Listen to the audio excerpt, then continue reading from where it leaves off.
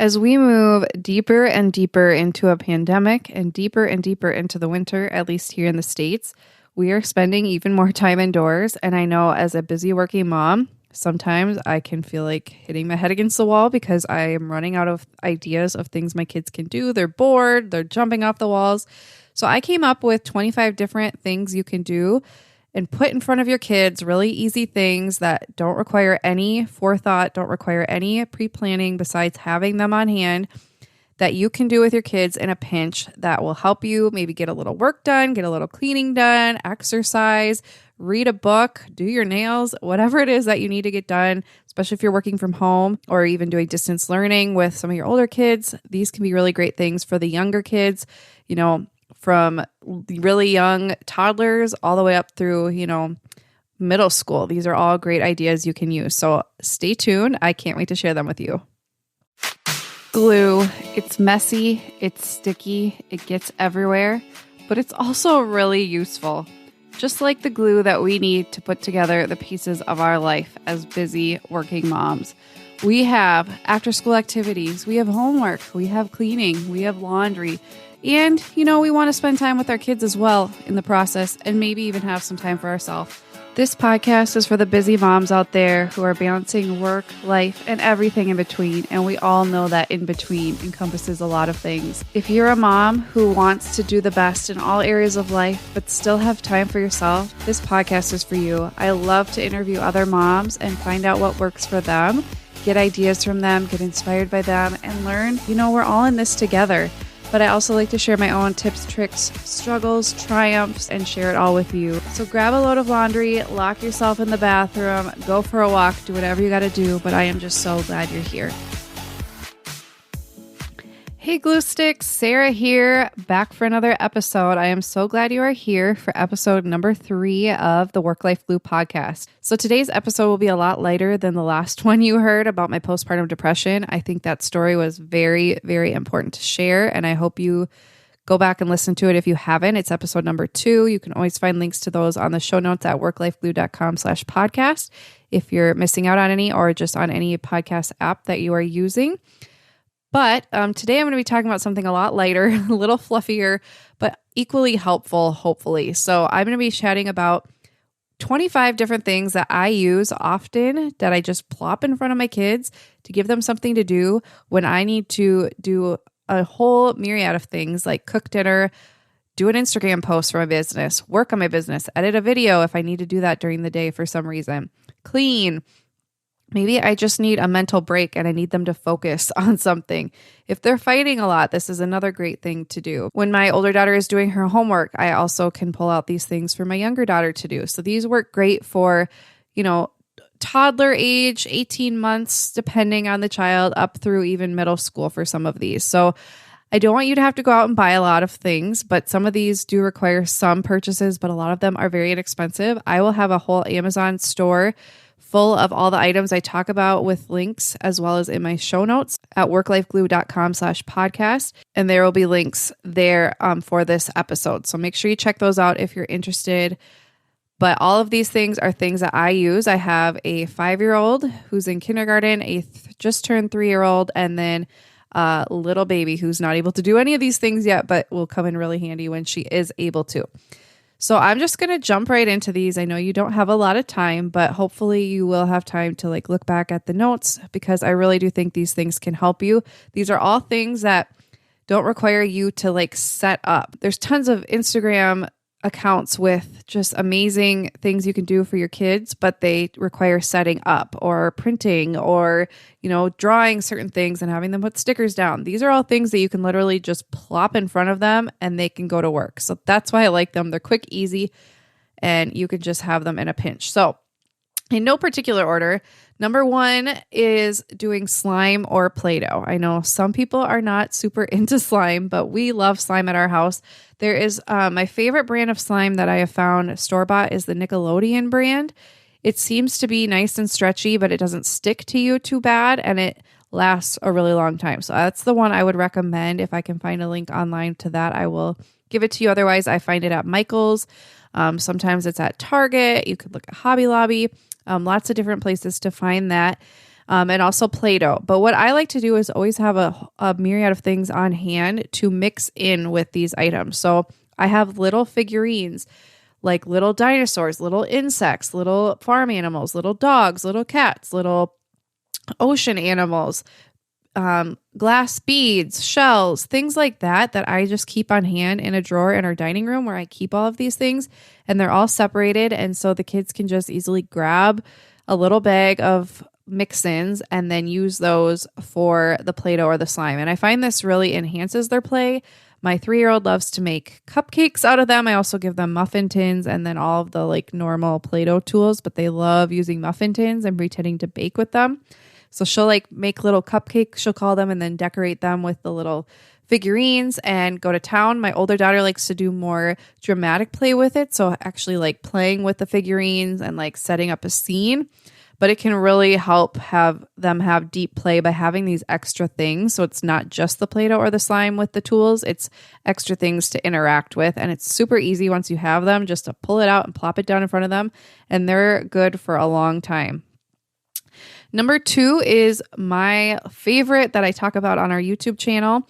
And on Instagram, it's called Crazycraft. That's what I've named it. I think a lot of people have done this, but if you haven't, basically I just have a ton of different extra craft materials.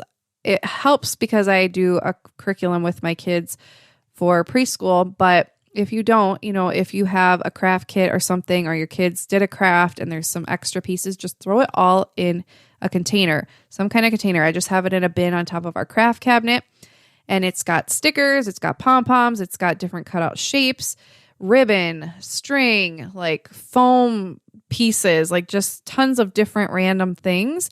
And I just grab a bunch of that, throw it down on the table, give them a couple trays, which I love using trays. I will talk about that later in this episode. And then I give them a big sheet of paper, some glue, some scissors, if age appropriate, and some crayons or markers, and they just go to town creating. They love it. When I did daycare, it was their absolute favorite thing to do was Crazycraft. I just cover the table with stuff and they just go to work. Sometimes they create like a story. Sometimes they just throw a bunch of stuff on there, or they'll make a picture that looks like a picture to them, doesn't really look like much to you, but they love it. And it's such a great process art. They're doing fine motor. They are imagining. They are looking at colors and shapes and manipulating things. And it's just an amazing craft. And it's a great way to use up all of those extra craft materials. And it's super easy. And my girls will play this forever if I keep giving them paper. Number 3 is puzzles.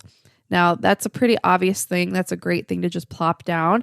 We have a whole variety of different kinds of puzzles at our house. I have like the wooden chunky puzzles for the littler ones, but I also have better ones, like more intricate ones for the older kids. I have like the ABCs and stuff like that. So it's also learning, which is great.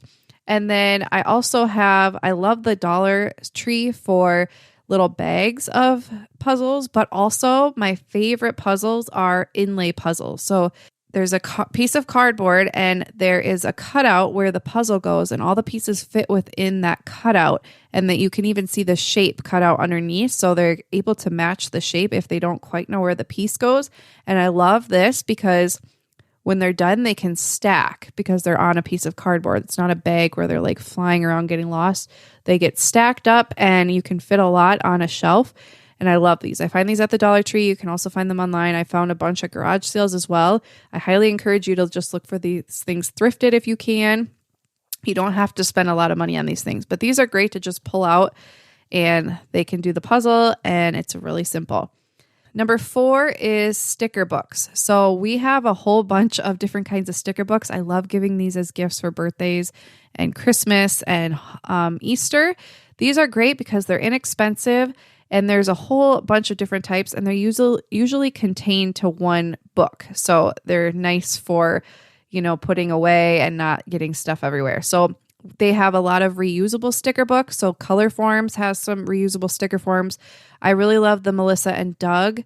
They have puffy sticker books for boys and girls. So like we have a fairy one, we have a princess one, we have just like a outside scape one, mermaids, and it's just like a glossy book with different scenes on it and puffy stickers that are repositionable. So they can pretend the mermaids are swimming and then they're going to go to the store on the next page or whatever. They can use them as dramatic play. They have clothes. You can dress them up. It's kind of like paper dolls, but in a way more fun way because it's stickers and they can be repositionable and then you can just put them away. And these are also great for on the go if you're looking for some ideas for that as well, for the doctor or at soccer games or whatever, car rides. These are really great for that. And they're also bigger ones that have like seek and find. So they'll have like a blank page that or a black and white scene, and then there'll be colored stickers, and you have to try to match the colored sticker to the black and white match on the page. And this is really, really great to get them to do something for a long period of time because they actually have to look. And my 3-year-old has been loving these. So you can do these pretty young, even like a 2.5, if they're, able to sit and really think about it, they might be able to do that. They love seeking and finding. So those are really great as well. I love those. So going off of that, number 5 is puzzle books. I absolutely love the Highlights puzzle books. They have puzzle books that are basically like, they have mazes, they have spot the difference, they have matching, they have find all the silly things. There's so many different things. And my 5-year-old especially really loves these. You can just rip out a page and have them do it. And there's tons and tons in each book. And they're really, really, really great. And I love stocking up on those as gifts because they can really keep them entertained for a long time. And it's still like learning. All of these things are still learning in some way. Maybe not learning memorization, but learning skills, learning critical thinking and stuff like that. So definitely still learning while giving you a little break. A little more interactive would be number 6, which are scarves and stuffed animals and boxes. So I love, and any like Montessori or Waldorf related, program will have colored scarves. These are a great investment. I got them really inexpensively on Amazon. We have a whole set. There's 2 of each color. They're beautiful. They love playing with these. And so what you can do is give them some scarves, maybe pull out their stuffed animals, and then give them a couple boxes, and they can create a whole scene. My girls love to create like a beach. And they have the blue for the water. And then the box could be the house or a rock or whatever. And then the stuffed animals can play on them. That's a really great one. Maybe you're not at the table, you're in the living room doing something, or you want them in the living room. This can be something they can do and kind of set up on the floor. Another one to also set up on the floor, number 7, are roads and cars. Now, I know a lot of people love train tracks. I think those are great, but I find them a little difficult sometimes for kids and they get frustrated. So I have a set of these really beautiful wooden roads that my kids love. And I rotate toys. So when I pull these out, they get so excited because they forgot they had them and they love putting these together. And these are a lot easier to put together for the littler ones because they're thinner, they're bigger than the train. So they're easier to put together. And so they can set out a whole street scene, a whole road or different roads connected on the floor, and then you just give them some wooden cars or some matchbox cars and little signs and little people if you have a set, which I will link to ours below. And then they can just play, and it's really, really fun. It's just a really easy thing to set out that most kids will probably be drawn toward if they're on the younger side. Number 8, I cannot go and talk about kid activities without talking about magnetiles or magnetic tiles. I don't actually own any Magnetile brand magnetic tiles, but there are so many online that are great quality. And we have a double set that we got with some really big extra sheets that you can build on top of, which are really great help for stability, like if they're building a castle or a house or a store. And so I'd recommend those 2. And then you can just put those in front of them with some cars or some small people or animals. And then they can create a scene, create a building for those people or animals or a barn and just go to town. They love magnetic tiles. I have never met a kid who doesn't love magnetic tiles. They're a little bit spendier, but totally worth it. So if you don't have any, I would definitely get them for a birthday or Christmas, which is coming up, because most kids will spend hours and hours and hours playing with them. Number 9 is a play sink or a bowl if you don't have a play sink, and some utensils. Kids love to mimic what they see. And so we actually have 2 different play sinks that we got because our girls love water play and they love being mom, pretending they're mom. So we got two so they could both do it at the same time without fighting over them because they are kind of small. But if you had two bowls, or if you have three kids, three bowls, it doesn't have to be a sink that you buy. You could just set up your own thing or a little tray of water. And we just put lots of towels down on our island and then on the floor underneath.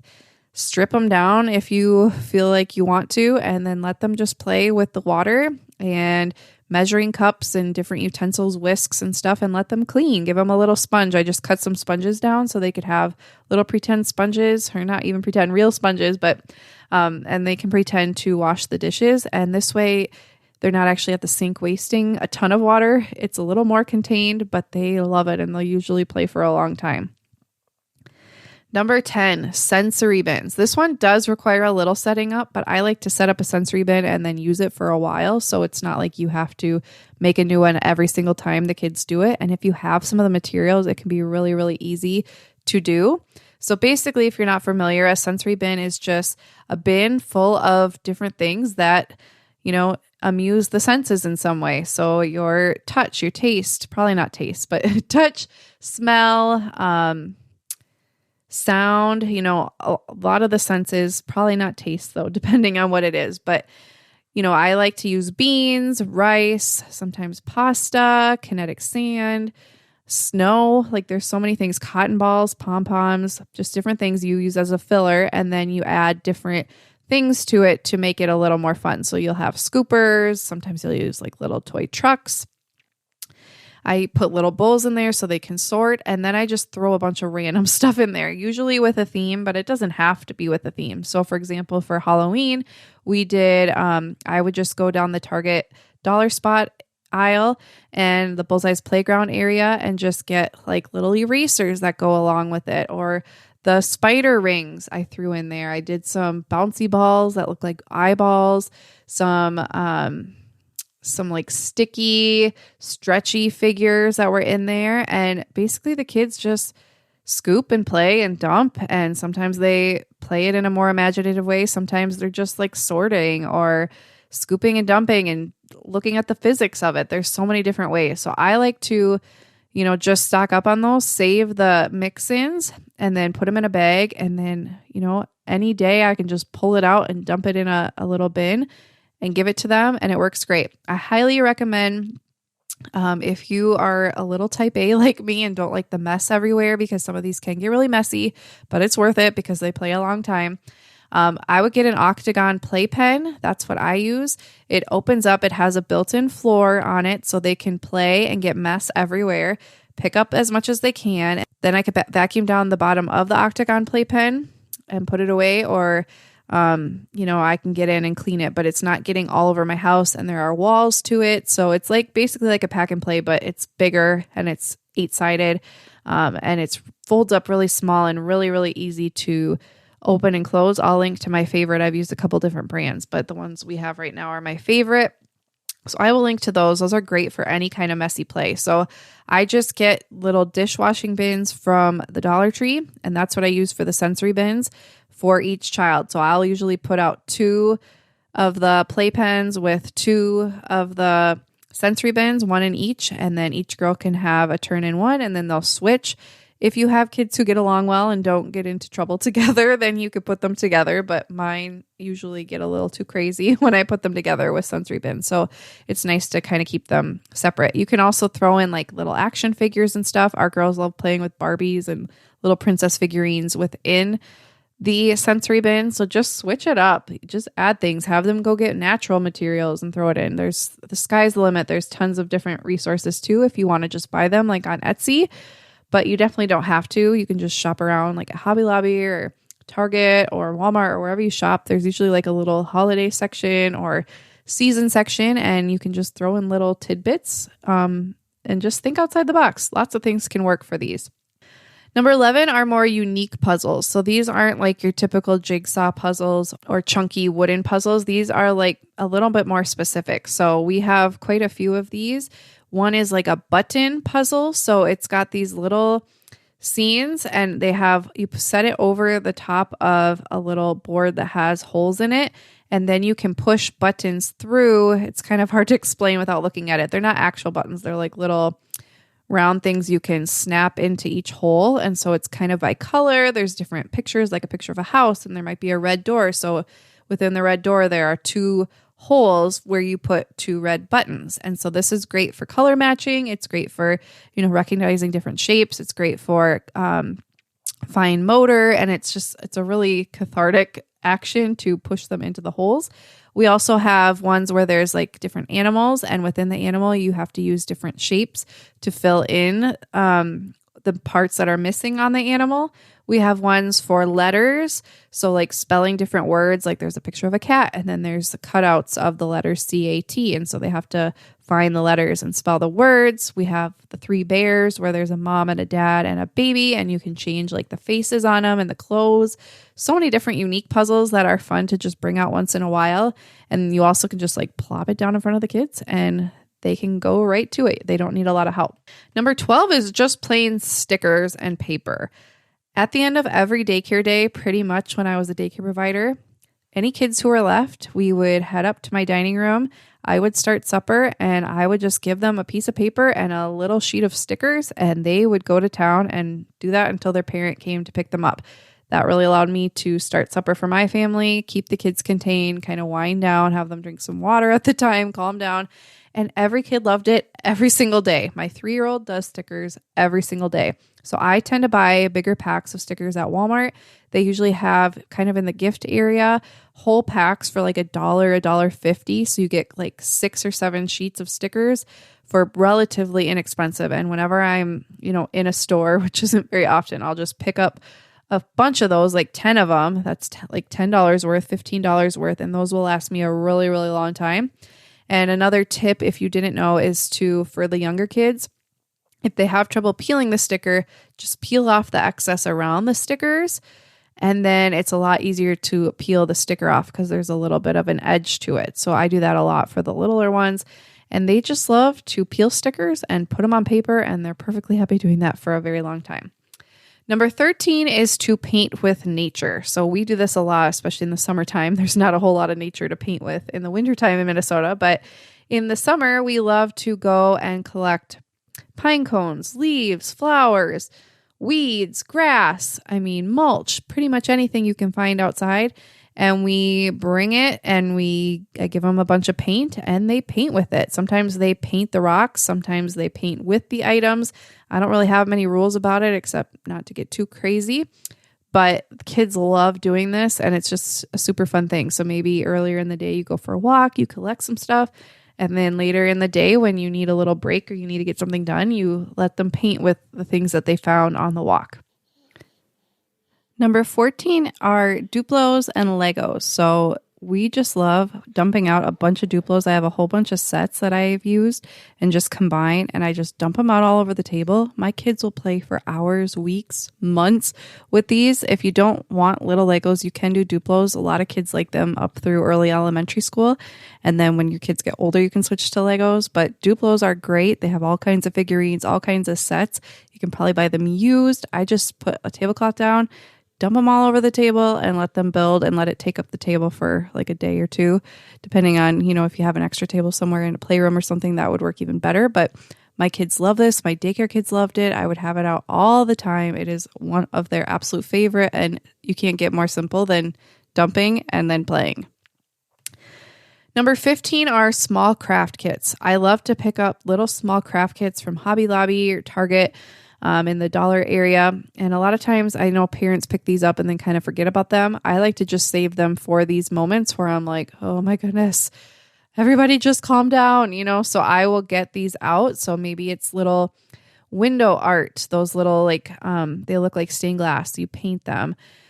Maybe it's like painting something. Maybe it's foam, slime, or sensory materials. Just there's so many of those random things. It's nice to just kind of collect those and have them saved. They don't cost a lot of money, but they're great to pull out. And your kids will be like, oh my gosh, it's so amazing. And they'll think you're the coolest mom because you just have these saved up for when you desperately need them. And the novelty of it makes them, play with it longer, I think. Number 16, this is kind of like the Crazycraft, but you don't need anything really except stuff you probably already have at home, which are scissors, glue, and either tissue paper or construction paper or regular paper or newspaper or a paper bag. It doesn't really matter. Kids just really love to cut and glue things. So you don't even need the extra craft materials. You can just give them some kind of paper, some kind of glue, and some kind of scissors and let them just cut and glue. They love it. It's their favorite. You could even do a sensory bin of just cutting paper. I know some preschools do that. They love cutting and they love gluing. It makes them feel really cool, especially like 3 and 4-year-olds, to do some of these skills that they see their parents doing all the time. So never underestimate the really simple things that are right in front of you. Number 17, matching games. I love to pick these up at garage sales or thrifted for really cheap. So just like the basic memory game where they match. And for the younger kids, I just lay them face up and spread them out and have them match. And they still love it that way. And then for the older kids, obviously flip them upside down and have them actually play memory. They can play it together. They can play it apart. Super simple. Most kids know how to play this and most kids enjoy doing it. 18, if you're feeling a little bit more adventurous and willing to maybe let them get a little bit more out of control, you can just hand them some random items from around the house and tell them to make an obstacle course. Now, you could set it up yourself, but that requires more work. And these are things that you can just kind of do on your own and that you just give to them and have them do. So just find some random objects around your house. Just look around. What could, maybe a book, maybe a pillow, maybe some kind of, object. I don't really know, a box. Things obviously you wouldn't want to get wrecked, but just different things, and say, set up an obstacle course and then let them set it up and then they can do it. And I think they probably would have more fun actually setting it up. So that's a lot of fun if you're stuck indoors and they need to get some of their wiggles out and move. That is a great one. Number 19, another idea, if you've already done the cutting with the paper and the Crazycraft, but they love that kind of thing, you could just give them some magazines, and you could even give them a prompt, like cut out all the things you can see that start with this letter if they're older, or all the things that are this color, or all the things that are outside, or all the things that you can find in a house. If you give them a prompt, especially for the older ones, it makes it a little bit more exciting. It makes it a little bit more of a challenge, and most kids are pretty competitive and they like a challenge. So that's a great way. And for the littler ones, they just love to look through the magazine and cut stuff out if they can cut or rip. Ripping is a great thing to do as well for fine motor. So kids love that. And then it's a way to use up your magazines that you forget to read because you're a working mom and you're busy. And I know the struggle, but at least you're using them. Number 20, have a sock snowball fight. So this is another great one for kids who have some extra energy. And, it might be too rainy or snowy to go outside. Just give them a bunch of socks and let them throw them at each other. It's probably not going to wreck anything in your house. They may eventually get carried away and you'll have to stop, but it's just a great thing. And they'll think you are so cool for letting them throw things in the house. But I just think this will be fun. And maybe in the process, you can give them a stack of socks that need to be matched. They can match them and then do the snowball fight. So you're also somewhat doing laundry, killing 2 birds with 1 stone.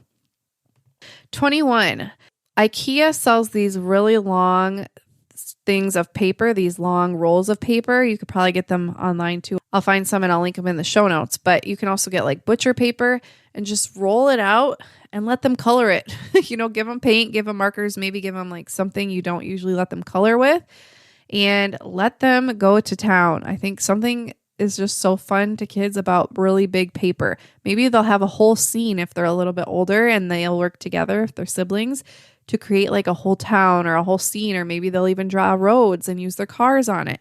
Let their imagination kind of go. You could even kind of pose that to them. Like, what are you guys going to make this? Is it going to be a town? Is it going to be a kingdom? Is it going to be like a road trip and they're going different places? And they can incorporate other toys as well, or they could just color it as art or make a picture for their room, or, what have you. Just let them kind of go to town. I think kids love seeing a really big blank sheet of paper and knowing that they can do whatever they want with it. Another great one is to have some cookie sheets. You probably already have some cookie sheets laying around, but I also like to get a couple of the Dollar Tree ones. They're thin, they're cheap, they're only $1, and they're really easy to just save. And I like to give the kids different magnets for these. So I have a whole bunch of sets of different magnets. We have letters, we have numbers, we have shapes, we have like princesses, animals, different things like that. And I'll give them a set of those and they will play on the cookie sheets and pretend they're different things, which is really cool. If you want to put a little bit more work into it, you can give some words to spell, but you don't have to. You can just let them have fun with it. And it's just a fun, different way that they're not used to probably playing a lot, so that it's just kind of something fun and new. A really easy one for 23 is just wooden blocks and animals or people. Just give them some wooden blocks, some animals and people. Not much to say about that, but kids love blocks. 24 are lacing beads. So we have different lacing beads and different lacing sets, some with numbers. We have some different scene ones, and then lacing, beads where you actually lace it. Kids love these. They're nice to just have on hand for this very purpose, to put in front of them. And they really have to concentrate, especially the younger kids, to lace whatever it is. And so they'll sit for a little bit doing that. And then my last idea of stuff that we have done is number 25, which is like jewelry or beading. Now, girls tend to be more into jewelry, but I think a lot of boys are, especially in the younger ages. So it really just depends on the child, but a lot of kids like beads. I know they make the different like animals. If they're older, they can make the different things out of the beads, but the younger kids can just put beads on a string, have a collection of them, bigger ones, smaller ones. But we also have a set of beads that click together so that you don't put them on a string. You just stick one into the other and it can make like a necklace or a ring or a bracelet, and then they come apart and you can reuse them. So that's another great idea for the younger kids. But this has like the component of making something and being creative with the colors and things like that. So a lot of kids really like that as well. So that is all 25. Hopefully you found a few in there that are useful for you. So now that this is a normal episode, like I will normally do, I want to introduce a couple different segments that I'm going to have in each episode from now moving forward. One is a mama survival tip. So something that either I have found really useful, some kind of tip or trick or hack that I find really useful as a mom. And when I have a guest on, they will share some of theirs. So it's not just all stuff that I love. So my mama survival tip for this week is something that I've been doing for a long time and just kind of reflected on a few weeks ago. And then I also read about it in a book. So I did not come up with this. I called it linked tasks. So tasks that are linked together. In the book Atomic Habits, James Clear calls it habit stacking. So there are different names for this, but basically this is when you want to start doing something new.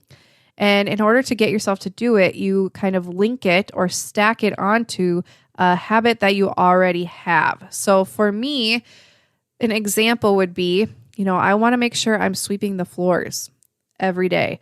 Well, what could we link that to? How about mealtime cleanup? So after every supper, you will sweep the floors. Okay, that's something that a lot of us do. What are some other tasks that you can link together or other habits you can stack? One thing, let's say you want to read more. Well, what is something you could link that to? Maybe you could link it to eating breakfast. Maybe you could link it to your lunch hour at work, because you're going to hopefully have a habit of eating lunch every day. So you could link it to doing that. So every time you eat lunch, you read a book, or every time you eat lunch, you message somebody that you love them. There are so many different habits that you can do and that we want to incorporate, and it just makes it a lot easier if you link it to something you already do every day. So another example would be when you go fill up your gas, you take all the garbage out of your car. So you want to make sure you're taking the garbage out of your car and you're already getting gas often, otherwise your car won't run. So whenever you go get gas, you clean out your car and you just make sure you start doing that at the same time. And then that becomes its own habit and that you don't have to think about anymore. That's the great part of this. You're stacking it onto something you already do. And since you're already doing that thing and you're adding this new thing on, it just becomes something you naturally do together, which is really awesome. So just think about what are some things that you could stack on to a habit you already have that you want to incorporate. How could you add it to something you already do to make sure you're doing it? It's just a fun way to think about it to make sure you're adding in a new habit.